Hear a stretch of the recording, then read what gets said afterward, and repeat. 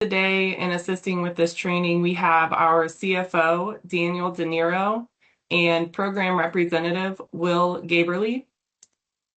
The format of our meeting today is just going to be that Will is going to cover resolution of intent, and then I will take over and assist in training you with navigating our website and the public portal.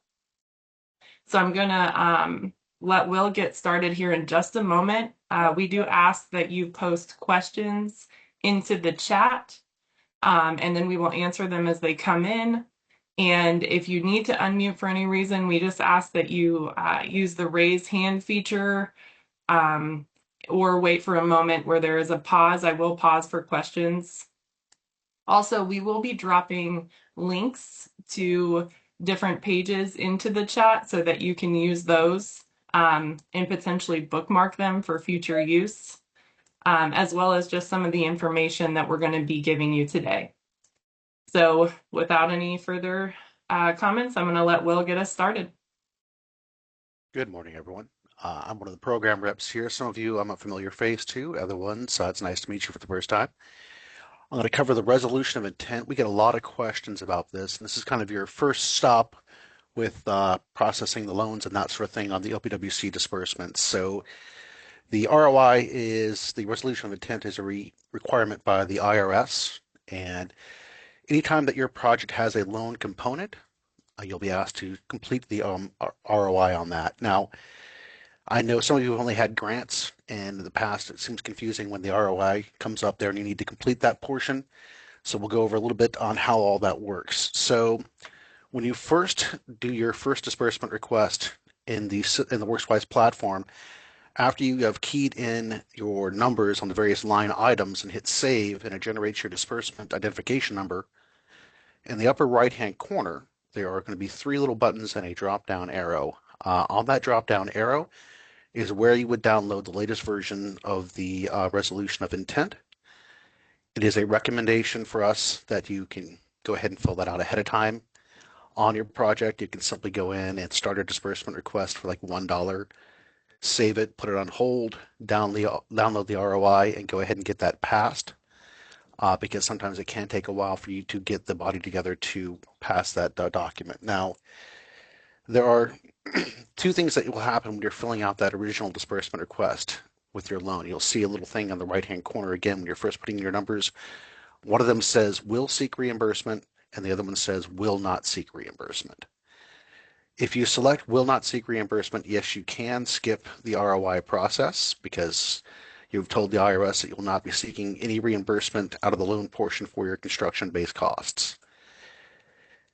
However, if you get to the end of your project and you need to be reimbursed for any reason for construction stuff that you have done and you have selected will not seek reimbursement, you cannot go backward on that. You're locked into that, which is, again, why we recommend that you select will seek reimbursement every time, pass the ROI, and that way you have flexibility towards the end of your project when you're doing the final reconciliation to make sure that if you need to be reimbursed for any expenditures that you have made, you have that option.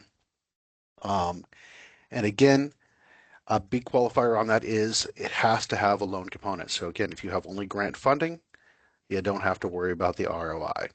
Are there questions that I could address for you about this particular document?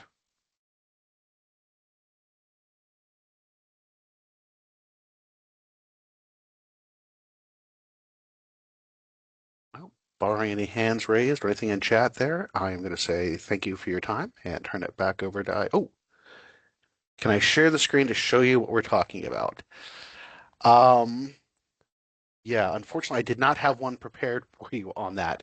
However, if you want to get with me after the meeting, I will be glad to actually sit down and try to get that explained to you. Or actually, while Ivy is going further on, tell you what, while Ivy's going further on, I will try to dig one up and show you guys how that works. And we'll do that at the end of the meeting after Ivy is done. How about that? Will that work?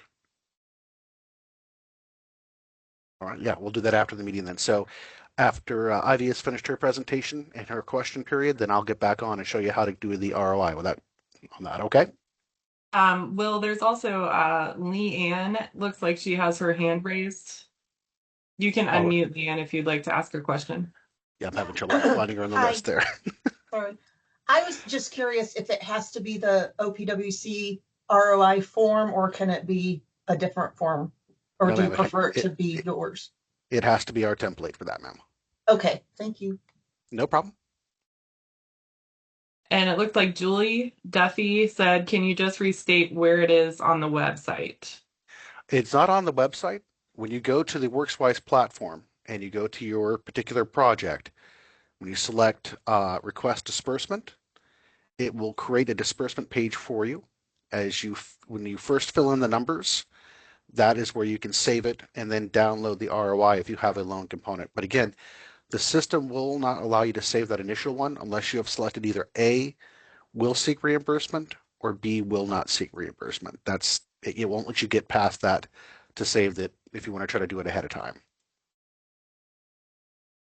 Probably as clear as mud right now, but again, at the end when I show you how to do it on the screen, I'll go into our little test platform, and that way I don't mess up somebody else's project. And show you guys where that ROI is, okay?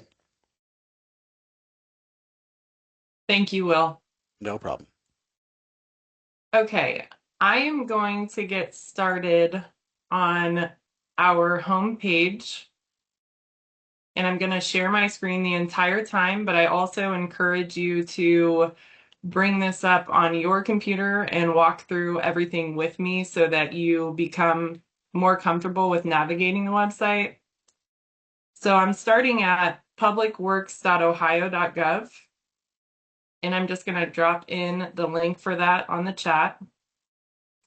And just to make you more familiar with me, my name is Ivy Tim. I am the Financial Operations Administrator here for the Commission, and my role is to oversee loans once they're in repayment.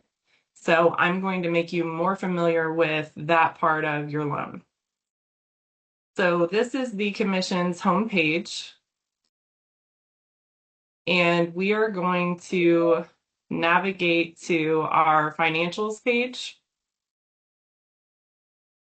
which is at the top of our website. You just click financial.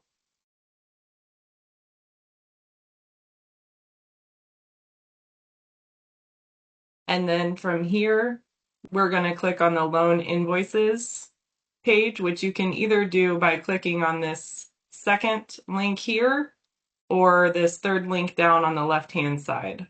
Either one of these will navigate to the same page.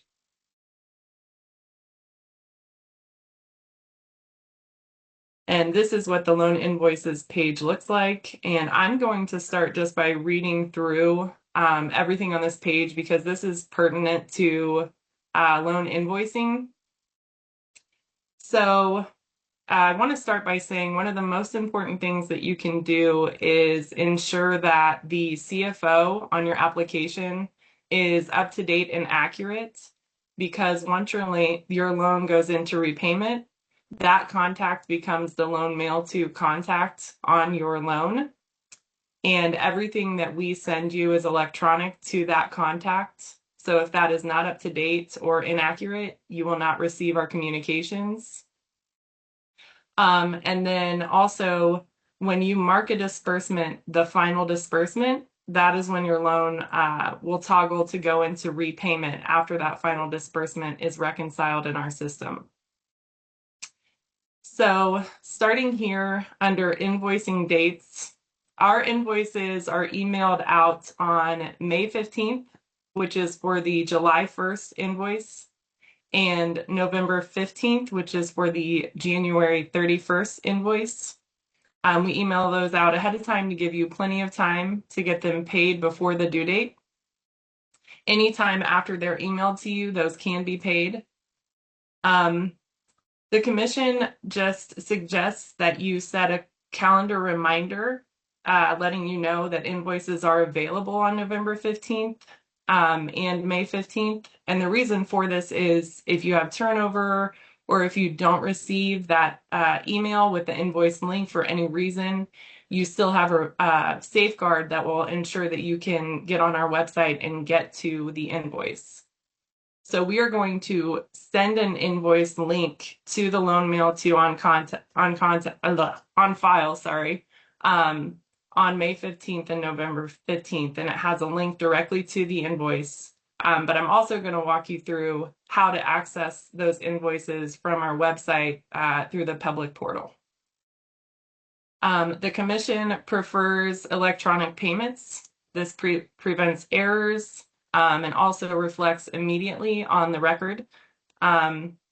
So that avoids delays and rejections for any reason if your payment is not accurate. We do not have an auto pay option or future payment scheduling. So you can only pay what is due right now. It has to be manually entered for each invoice. We cannot guarantee refunds for overpayments or errors that are presented, and this is eliminated if you're doing electronic payment. It ensures that you're making accurate current payments. You have the option to pay in full, but this is only when there is an open invoice, so you can pay your loan in full or pay the current invoice amount due. You cannot double payments or pay more than the current invoice amount. If you try to do this by paying by check, it will result in delays and rejections and can present report balancing issues on your loan. I'm going to drop in the chat the address that you have to mail checks to.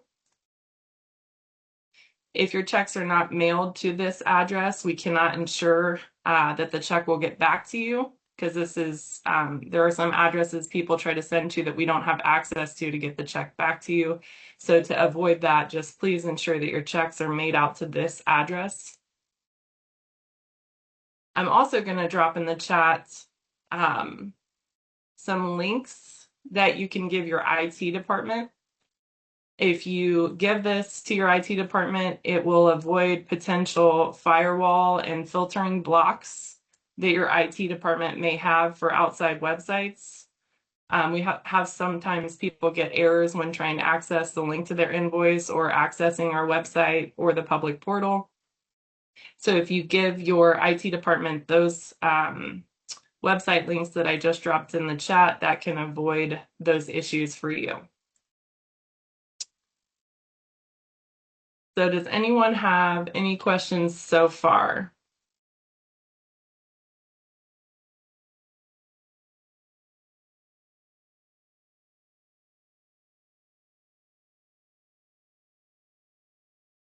Okay, I'm going to continue on. So as I said, we send your invoice link to the email on file for your loan mail to contact. And when you click the link in the email, it will bring you directly to this page, which would be your active unpaid invoice. So there are a lot of capabilities on this page. The two things that you're going to use to pay your invoice are either to download the invoice and you would get a copy of your entire invoice, and this is what it looks like. So the first page of the invoice is the actual invoice page. And it also gives you that address where you would mail check payments. The second page is really important. This is your required remittance sheet. If you are going to mail in a check, you must mail in this second page. If you do not, there is potential that your check could be rejected or returned to you, and at the least result in delays of processing your payment. All of our payments go to a lockbox, and they're looking for this page to match your check payment. So if it's not included, then it's going to create delays or potential rejections.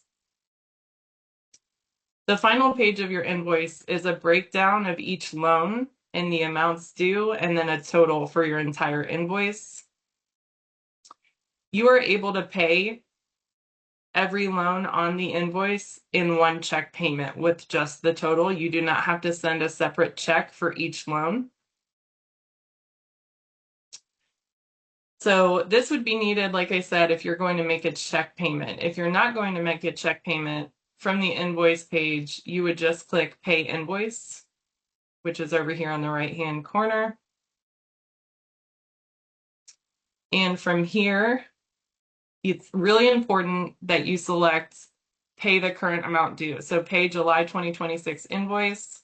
We have had people erroneously choose to pay an entire principal balance, which, like I said earlier, we cannot guarantee refunds if that happens. So you want to ensure that you're paying the current amount due if that's what you're wanting to do. And then from here, you would just enter your banking information. And like I said earlier as well, doing this is just a one-time payment. It does not set up auto pay, and you cannot schedule future payments.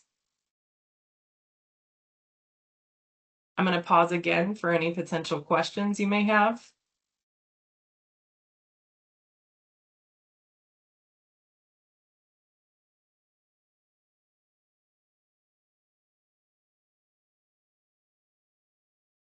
Okay.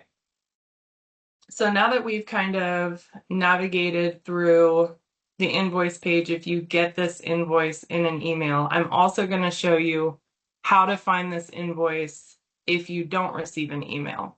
So if you have those calendar reminders that we talked about, or if you just realize that you haven't made your payment, there are other ways to access your invoice that are not through the invoice link. So we're going to start again at our home page, which is publicworks.ohio.gov. And from here, there are several ways that you can access your invoice. You can either click here, pay my loan. So we're at the top of the page. If you scroll down to pay my loan on the left side, or you can click this WorksWise public portal.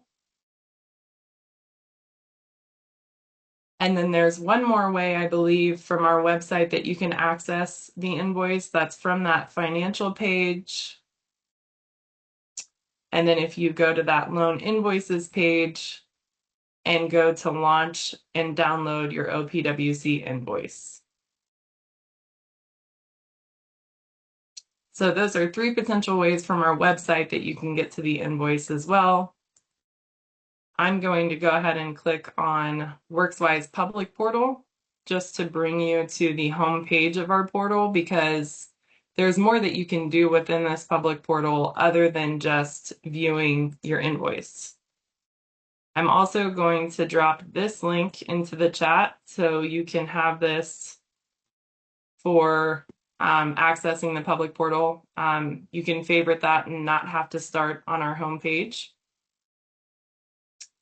From here, if you were searching for your invoice, you would just click this Pay My Loan tab. And this brings you to our invoice page, which I'm also going to drop in the chat as a potential favorited item, so you don't have to look for this on our website if you want to use it in the future. So here is where you can find a list of your unpaid invoice. And this page is very interactive.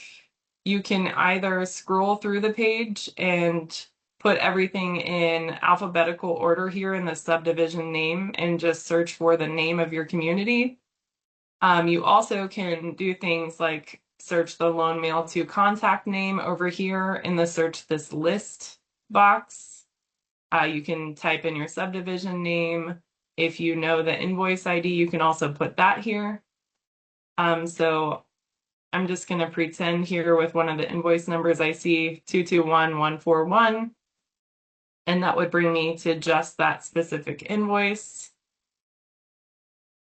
And then I will show you with another example by searching by the name of a community. And then it would just bring up the result that has that name included. And like I said, you can do this with the loan mail to contact name as well. All of these options will get you to that same invoice page that we were looking at earlier. When you click on the invoice ID result for your community, it's going to bring you to that invoice page. Does anyone have any questions on that? Actually, Ivy, we had a question asked I believe the answer is no, but if we pay online, does it save our banking details? It does not. Those will have to be manually entered each payment.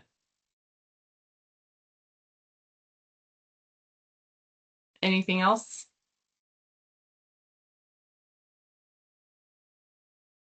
That was it from the chat. Okay. So I'm going to start us now looking at how to find individual loan information. So if you start at that home page in the public portal, we got there again from our home site and then clicking WorksWise public portal, and it brought us to the home page. If you start here, you can find individual loans by typing the loan number up here in the top right-hand corner. So I'm just going to search one for an example.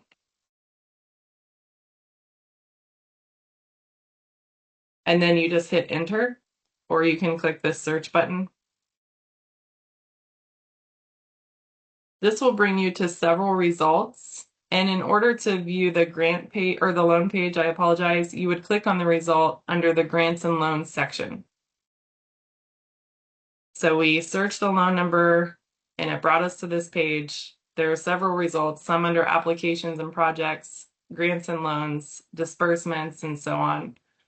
We want the result under the grants and loans section. Then you would click the associated assistance ID for the loan that you searched. And this would bring you to your grant loan page. So this page is going to contain all pertinent loan information. One of those things is going to be your amortization schedule. An amortization schedule is a perfect view of payments that should be due on your loan based on the terms and amount that you requested. And then the paydown report is what's actually paid. If some of you are not actually new loan recipients and you may have older loans, one of the places this would apply is in 2020, we did a deferment of a payment and some people chose to pay anyway. So their amortization schedule for that period would show a $0 amount, and then the paydown report would show if they made a payment. So they would not match up. So your amortization schedule may not be accurate with your current payments, but your paydown report will always show your current payments. Another reason it's really important to have that loan mail to contact information up to date when you put your CFO on your application is because this amortization schedule is going to be emailed to that loan mail to contact on file when it triggers into repayment. However, like I showed you today, you can access this without that link in that email. Does anyone have any questions on this loan page? If I might interject real quick, Avi. Yes. Another super important item for keeping your CFO up to date, as Avi was talking about, if you have a current active project and for whatever reason you have missed a loan payment, it will not allow you to disperse on your active projects until that's brought to satisfaction. So you want to make sure that your CFO is always up to date, and that way we can reach out to them and get that squared away. Yes, that is correct. So as soon as a invoice payment is past due, you will no longer be able to disperse on a project that's unrelated if your subdivision has open and unpaid invoices. So like he said, it's important to have that contact on file so that you're being notified and making those payments in a timely manner. The last thing that I want to show you guys today is just accessing your subdivision page in WorksWise because it includes all records related to your subdivision, and sometimes that's helpful if you have multiple loans. So again, we're going to start at that home page of the public portal. We got here again by clicking that WorksWise public portal from our website. And then you can just type in your subdivision. You can type in the whole subdivision like city of or village of, or you can just type in the name of your subdivision specifically. I'm going to use Columbus because I know they have a lot of projects over time, so that I can give you a good reflection of what a subdivision page should look like. So I've typed in Columbus and hit enter or the search bar here. And the results I have are from several of the different tabs. So the tab that we want to click on is under accounts. And then we're going to click on the result that is a subdivision. Vendor is something different. So we want to click on the result under subdivision.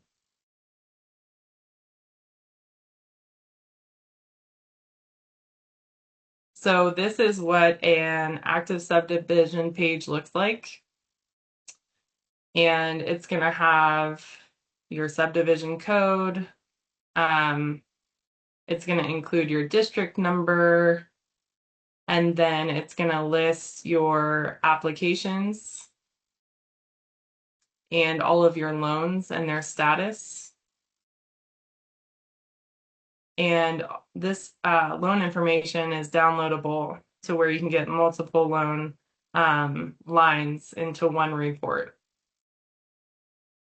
So this is beneficial if you don't want to search every single loan number up in the search bar. You can go to this account page and then you can open multiple loans in new tabs without having to go and find every single one of your loan numbers.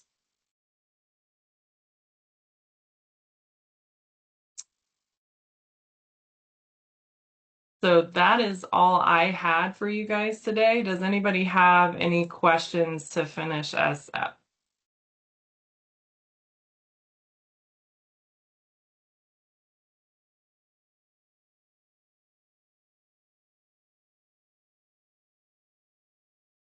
Doesn't appear. Oop. We get thanks in the chat for being very clear in your explanation there, so that's good.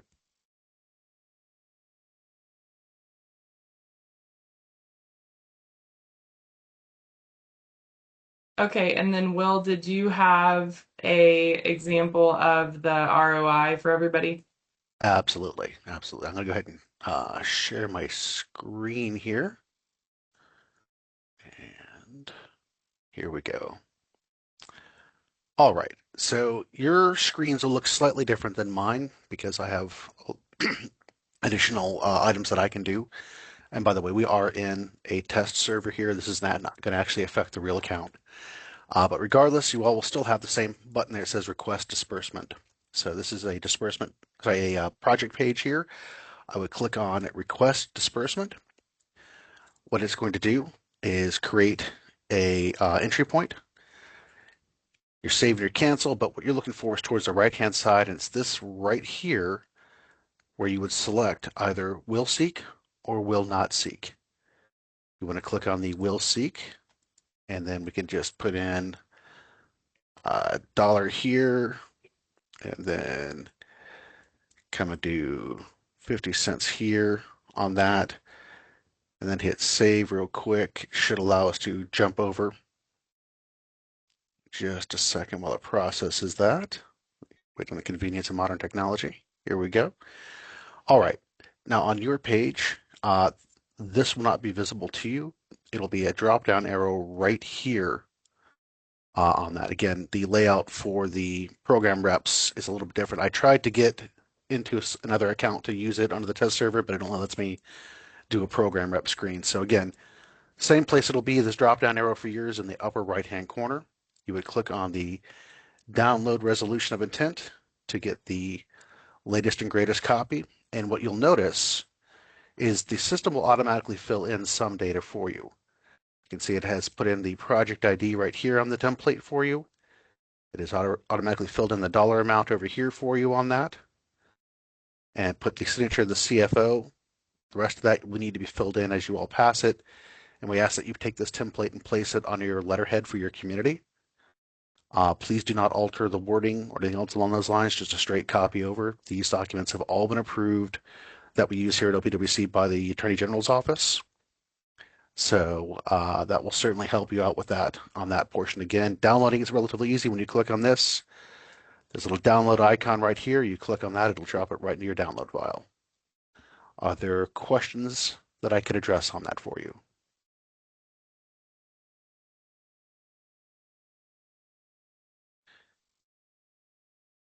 It looks like someone said, Yep. can we get this form without paying any amounts in the disbursement form? You'll need to put a little something in there, otherwise the system won't recognize it. It doesn't like $0 when it tries to create a disbursement request. That's why I put in like a dollar and then 50 cents. If once you do that and it saves it in there, you can always come back and edit this request, or you can contact your program rep and ask us to delete the request, and we can just wipe it out of the system for you. It's not a big deal on that.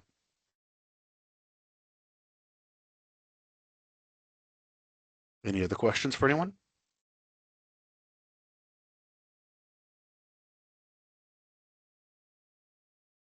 Okay, we just want to say thank you for joining us today. And if you guys need anything further, feel free to reach out to, like I said, Daniel De Niro, our CFO.